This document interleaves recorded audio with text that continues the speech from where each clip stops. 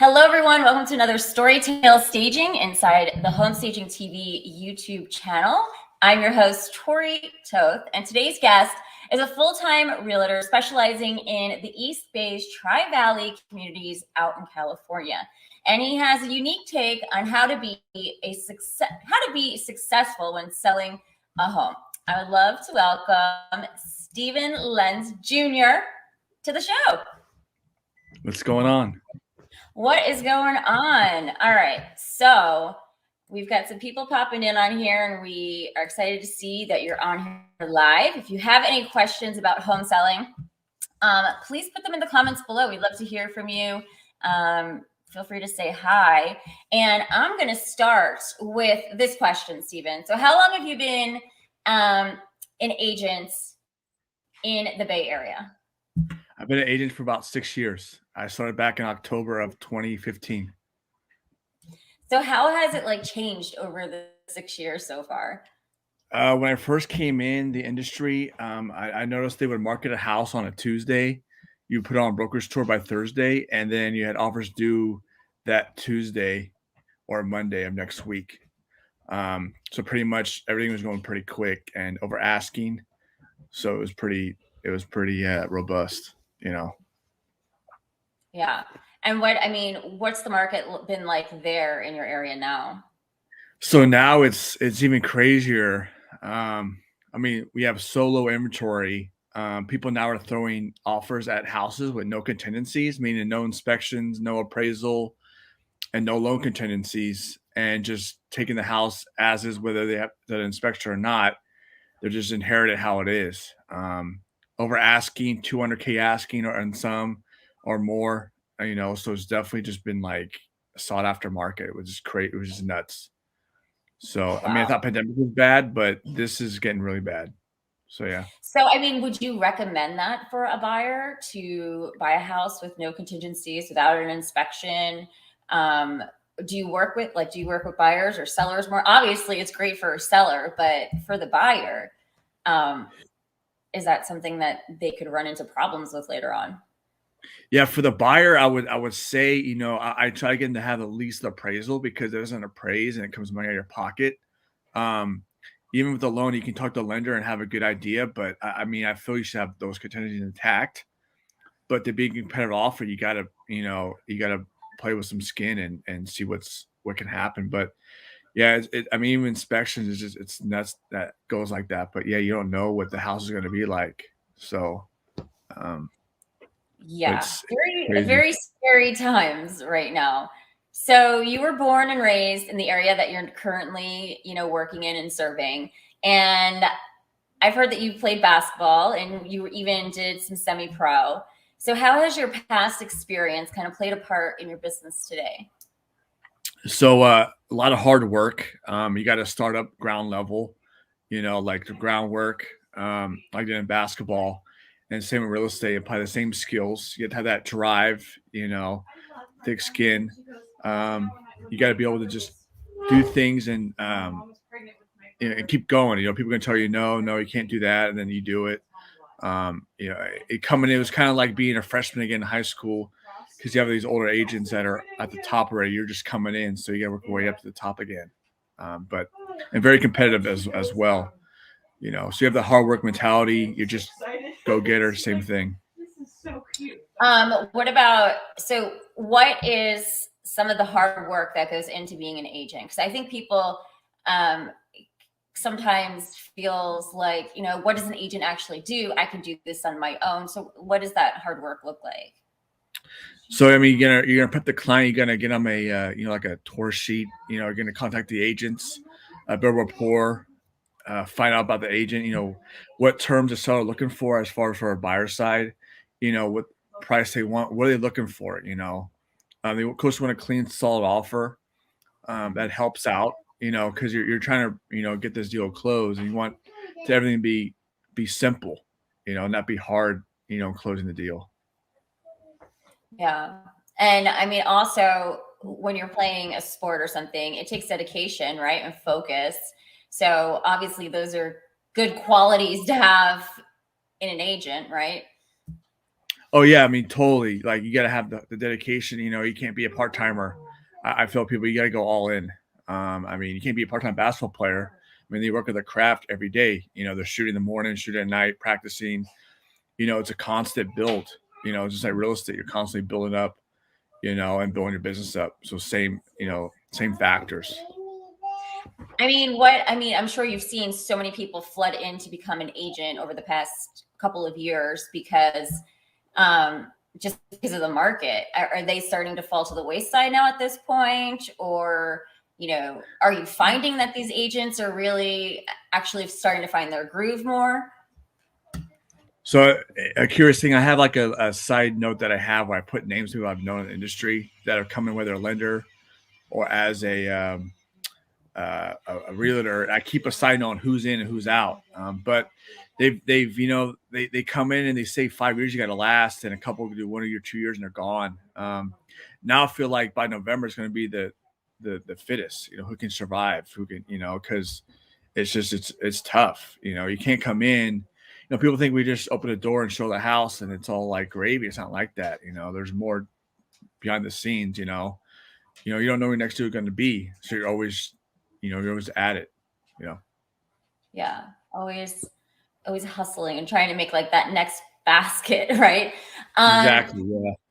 So what should sellers look for in a real estate agent? Like, what are your top 3 or 4 things that they should look for when they are interviewing agents or when they're thinking about, heading to the market?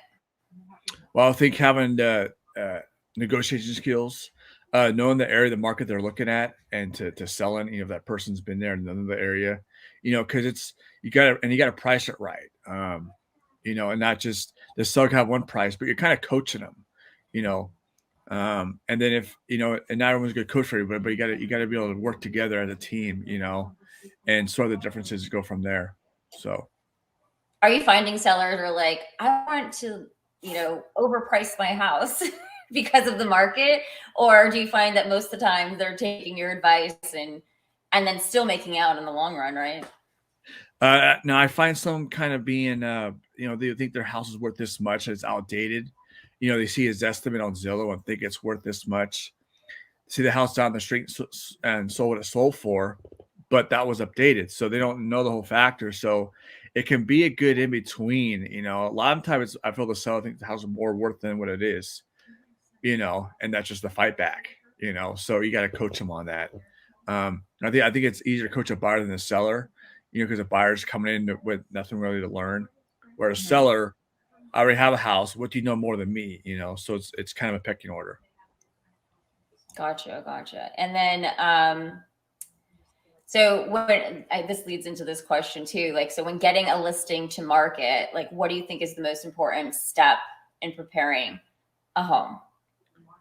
Well, I would think, curb appeal, like landscape, good pictures, staging, and then, then having a good price, and then, making it, you want to market the house too, right? So do like mailers, walk the neighborhood, put out there, do a video for it, advertising, you want to market the house as best you can.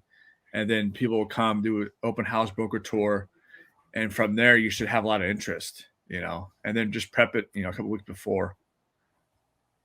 Marketing is super, super important. Are you finding that you still do all of that in this hot market right now? Or do you skip steps? Or when agents skip steps, that's when, issues can happen?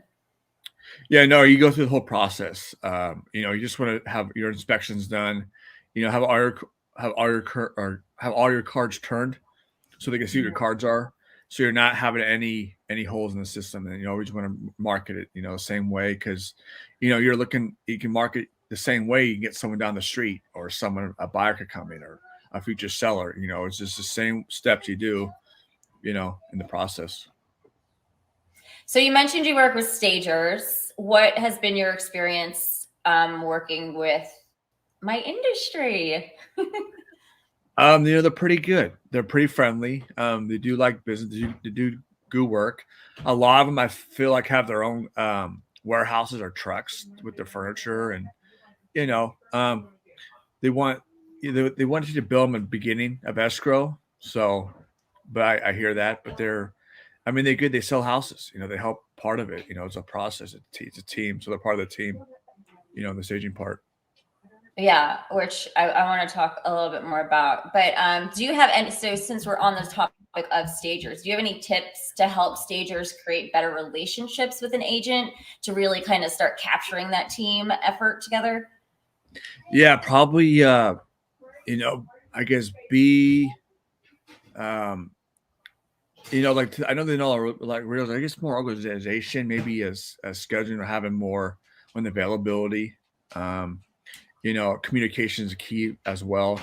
Um, I know some do and some don't, but I know pay out of escrow will be better off. I think for most agents, because I think agents pay out of pocket more, or they have like for us like a Compass concierge program where we can pay it up front, but just having those steps in place would help, make it more probably easier, to do business with. Yeah. Um, and then I think too, just like making sure that, you have the information to relate to your client, right? In order to get them on board. So are you always paying for the stagings, or you have your clients pay, or is that something that's like unique to your business model? Well, now I have a couple of concierge. So I try to use that tool. In the past, I paid a couple times, um, and then the client has paid in the past. So it's usually even split. I ask them what they want to do, what their budget is, what they can do. But you put into it, you're trying to get back out of it. So it's always been kind of, it's brought up. You know. And so let's talk a little bit more about teamwork here. Who are the important players on your team when representing a listing, right? You already talked about staging. What other professionals do you kind of utilize during this process? Because I think a lot of people think, again, why do I need an agent if I'm just going to sell a house and, go to Zillow or go to a different app? But I mean, it's all about relationships, right? And the relationships you're able to bring to the table for them. Mm-hmm. Yeah. So like totally have a good home inspector, so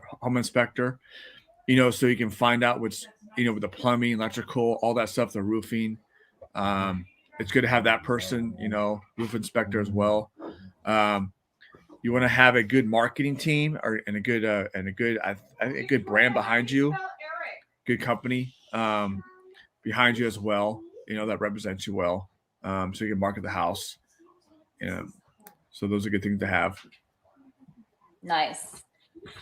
Well, I want to thank you so much for jumping on our show with us today. Any final tips or thoughts that you have for sellers before the market? Yeah, I'll say this. You can't time the market. You just got to jump in when you can.